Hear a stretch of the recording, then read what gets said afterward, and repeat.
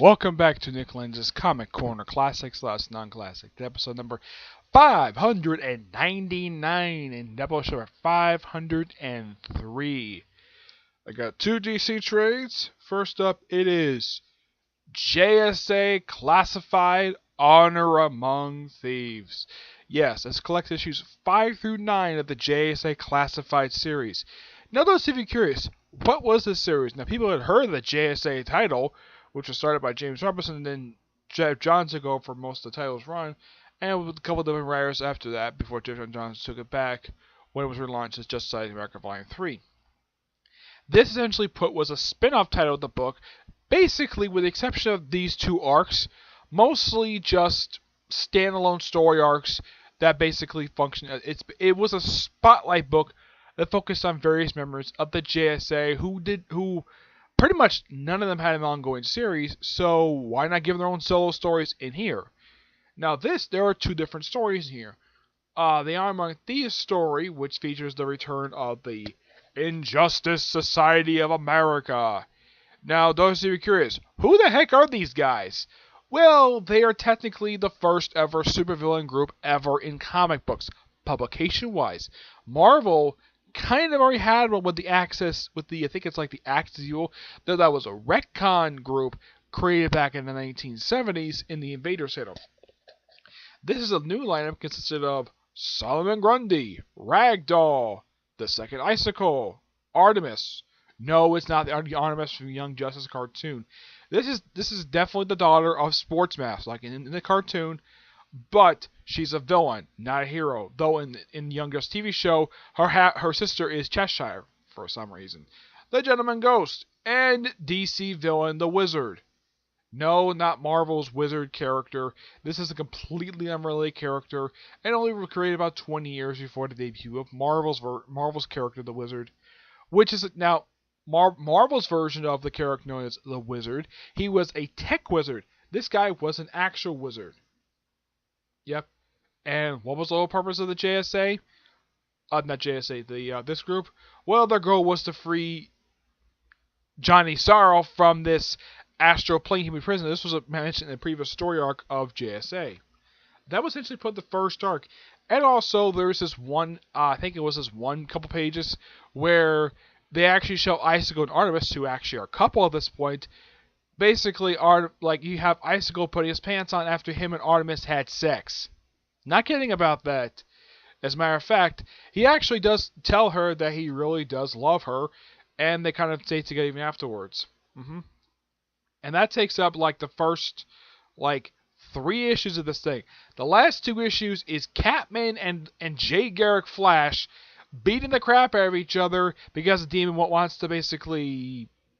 It's an odd story, but that was done by Pierre J. Tomasi. Yeah, he wrote that 2-part story. The first story is done by Jen Van Mester. Here are the artwork for these 2 stories. The first one's done by Pat Offaly, and the last one's done by Dale Engelsam. Great artist. Yeah, there are other artists in this collect this work as well. Also Don Kramer. But of the 2 stories in here, the Injustice one was really good, and the other one, now, despite the fact I'm a fan of PJ Tomasi, this is probably one of his more weaker stories he's ever done. I would say it's not a terrible story per se, it's just okay. As for who this mysterious figure, now there's a mysterious figure who has, well, Wildcat and Jay Garrick beating the crap out of each other. It is some lizard person who actually did it. Also, and I thought this was really nice for the book itself to do at the start of it, in the JSA Museum. Yeah, the JSA has a museum now. Sorry about that. And they actually have statues of people who actually have died over the years. Yes, which, that's smart of them to do.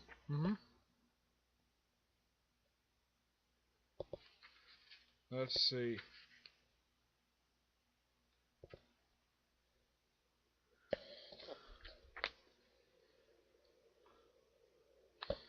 Okay, here we go. I found the page. Okay. We have Wildcat sitting between his goddaughter and his I think it's his foster son. I think it is. Yes, who actually became the second host of Calypso. Now, who is his goddaughter? Well, she was the second person to take up the name Wildcat, and yes, Wildcat does have a son. Yeah, and they're not the only characters who actually have, well, statues in the museum. Now, originally, this guy was the curator of the museum, and at the end of the series, they made Ma Hinkle the curator of the museum. They're not the only ones in this museum. We also see, in this museum, we see, well, those in glass cases are the ones who are deceased. The ones that are alive are, well, they don't get other statues. There's also statues of Starman. I don't know if this is supposed to be Ted Knight or David Knight. Dr. Fate. Let's see, what else here? I think there's I think there's a costume of Al Pritt in this museum. Yeah, here's one for you. There's one of Black Adam, Black Canary, and Jack Knight, who was in this background shot. Yeah, that's one thing I love about the JSA Museum. One of like two known superhero museums in DC Universe prior to Flashpoint. The other, of course, was the Flash Museum, which smart of them to do that. Yep. Yeah, I love the artwork in this story. That's the that's the biggest selling point of this two-parter. And also, we also get a chance to see in here we see Ma Hinkle's costume. We see Captain Atom, Johnny Thunder, Ma Hinkle when she was Red Tornado, Hippolyta, who after Zero they reckoned her to being, well, Wonder Woman World War II, the original Mr. Terrific, Dr. Fate, I think it's supposed to be Kent Nelson, and of course we also have Al Pritt in his original costume. That's Al Pritt's original costume when he was the Atom, and just above it we have, let's see if I can hold this correctly. Okay, it's my book, I can do whatever I want with it. Okay, we have Ma Hinkle, the one standing just behind Wildcat, that's supposed to be Hippolyta, and the one standing next to Jay Garrick's left is Terry Salone, aka the original Mr. Terrific. Also, I have no idea why the artist thought this was a good idea to do, but we see the statues of Black Canary and Phantom Lady, where we see their rear ends. I have no idea why the artist thought this was a good idea. Well, I also see Power Girl in there as well. A statue, though she's alive. And I love the whole concept of the JSA Museum. I kind of wish they kept this around post Flashpoint and kept the JSA around. But, yeah, but the JSA is coming back, thank God. What do I get this trade? I'm going to give this 9.5 out of 10. Despite the fact the first story is really good. The second story has been weak, but it's pretty decent for what it is. And I love the artwork in here. So yeah, 9.5 out of 10. Next up is going to be the first of 3 books that I got on Free Comic Day. And that is going to review Hal Jordan and the Green Lantern Corps. Volume 1, Sinestro's Law. This collects the Rebirth one-shots and the first 7 issues of this ongoing series. Simply put, the Rebirth one-shot was just, well, Hal Jordan getting his ring back. And there's also some stuff sets up, hopefully, I don't think later on they haven't really explored this, where apparently he's become the essence of Will itself. Yeah, I have no idea why Venditti thought this was a good idea. And Venditti is the writer of this thing. And he's going to be leaving the book after issue 50. Yeah, 44 just came out, so he's got about 6 more issues left to go. He's going to be leaving in just a few months, which is something. Ethan Sciver is one of the many artists in this book. Yeah, he only does like 2 issues in this entire book. Yeah, that's one thing I thought was really weird about Ethan Van Sciver. Despite the fact that he's the artist for a lot of these issues, but like, you probably think, oh, did he do a lot of issues? No, he's only credited as the artist for about 2 issues in here, along with Rafa Salvador. Now, Ethan Van Sciver did do this cover, which is fantastic. I love this cover. And what's the whole story of this? The Sinestro Corps moves War World to where Oa is, and the Green Lantern Corps kind of go to war with the Sinestro Corps. Well, they go to war with Sinestro himself, who become an old man at this point after the events of the Sinestro series, though he got de-aged thanks to Parallax. Also, if you jump on here and you didn't read the Sinestro series, you're probably like, why in the world is Sinestro in bed with Lassa, the woman who has the whole essence of the Book of Parallax? Well, she started a sexual relationship with him toward the end of the Sinestro comic book, when it was revealed that now there were 3 people who were executed, possibly being the traitors, being the moles for the Sinestro Corps. People would be moles. It was actually her all along. And he says, "Yeah, you gotta do a better job." So he just made out with her, and you probably think, "Oh, does Nike begin with him in bed?" No, that takes several issues for they actually show that. hmm And the biggest selling point of this whole thing is Hal Jordan versus Sinestro. And after the storyline, Sinestro disappears for a whole year. He doesn't show up again until a 2-parter in Superman.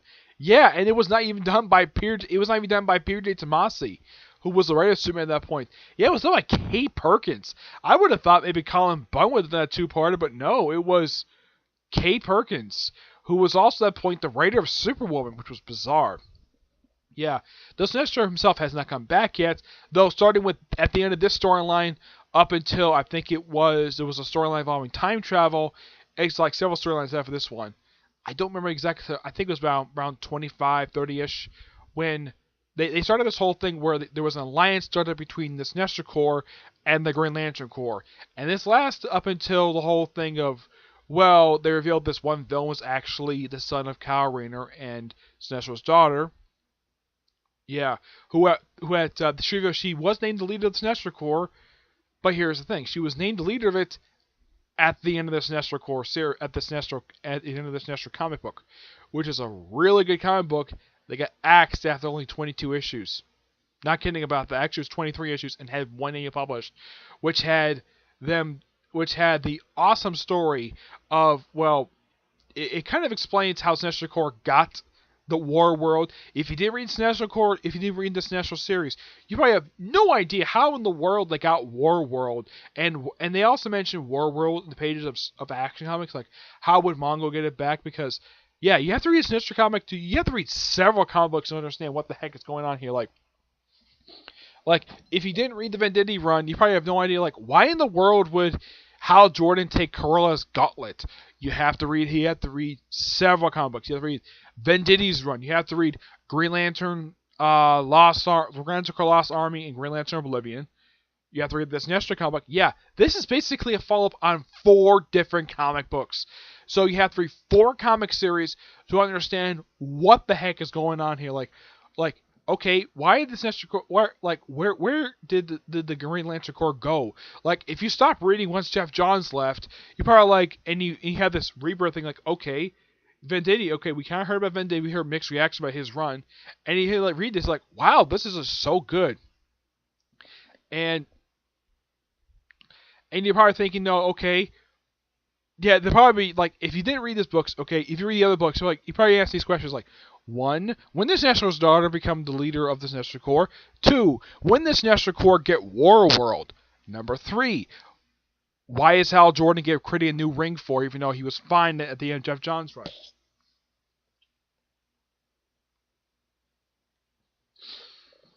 Another one, what happened to the Green Lantern Corps? Why were they missing?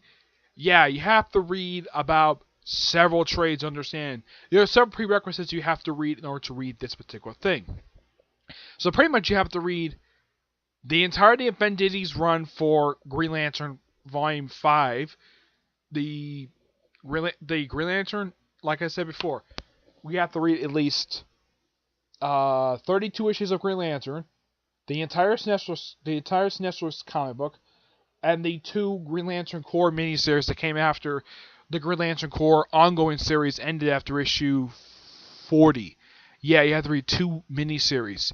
So you have to read a bunch of comic books to understand what the heck is going on here. Because, well, here's kind of the dumb thing about this. Now, as somebody who's been reading DC Comics for the past 8 years at this point, when this comic came out, I had a pretty good idea what the heck was going on, and I knew where stuff got where. But here's kind of the dumb thing about this. They don't put in here editorial notes. Yeah, they don't put editorial notes in here. That's one of the biggest faults of this comic book. There's no editorial notes to explain where the heck that the Green Lantern Corps went. Yeah. As for where they went, yeah, that was never explained. Yeah, all the questions you basically probably would have asked prior to reading this, like when you finish reading this, you're probably not going to answer it here. As a matter of fact, Venditti doesn't answer it at all. I kind of wish DC would put, like, in front of this thing, like, for the trade, like, read these books and understand, like, read these trades for Venditti's Green Lantern Corps, read this Sinestro Corps ongoing series, and these 2 mini-series, just to understand all the plot points in here. Yeah, at least Green Lantern, that's a good jumping on point. This is probably the only one that does not have a good jumping on point, because it's kind of hard to jump on. We have no idea of where they get these things from.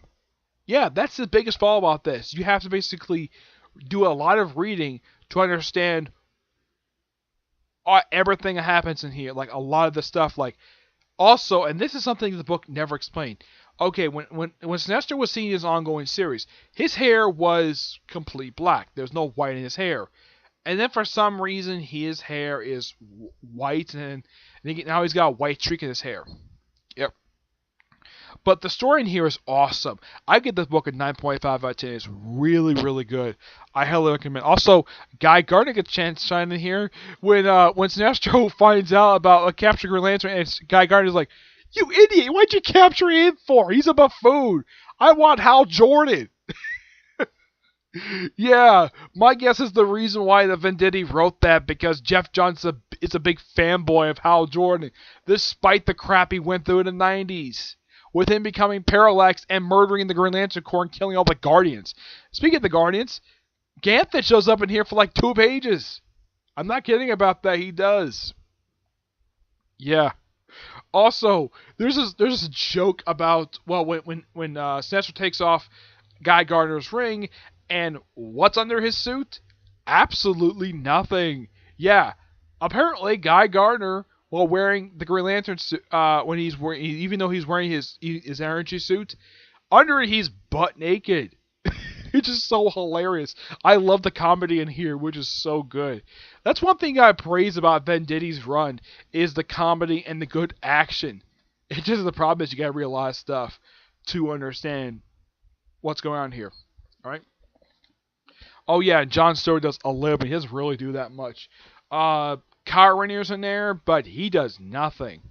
Absolutely nothing. As a matter of fact, this was the first book he featured in since the cancellation of Omega Men.